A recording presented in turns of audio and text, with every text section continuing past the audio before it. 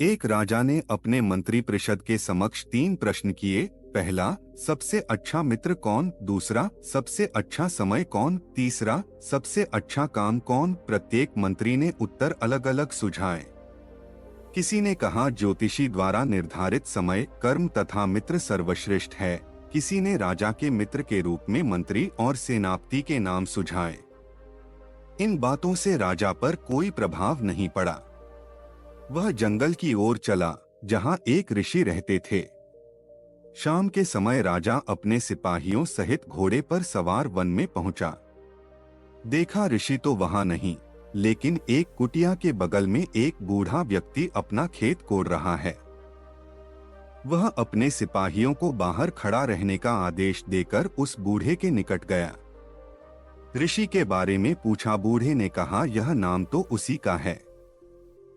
राजा ने तीनों प्रश्न ऋषि से किए। ऋषि बीज बो रहे थे।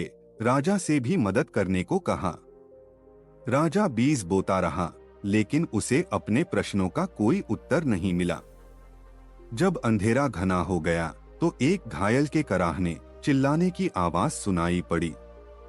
ऋषि ने राजा से कहा, चलें इसकी मदद करें। घायल व्यक्ति कराह रहा था। जब उसे होश आया तो वह राजा को देखते ही उसके चरणों में गिर पड़ा और क्षमा मांगने लगा। राजा को आश्चर्य हुआ, यह कौन मनुष्य है? वस्तुतः वह राजा को मारने आया था, लेकिन सिपाहियों ने उसे घायल कर दिया था। अब वह राजा से ही क्षमा याचना करने लगा। राजा को अपने प्रश्नों का उत्तर अभी तक नहीं मिला था। उन्होंने ऋषि से पूछा। ऋषि ने कहा, आपके प्रश्नों का उत्तर तो मिल गया। सबसे अच्छा मित्र आपके सामने वाला है। सबसे अच्छा समय वर्तमान और सबसे अच्छा कर्म उपस्थित कर्म है।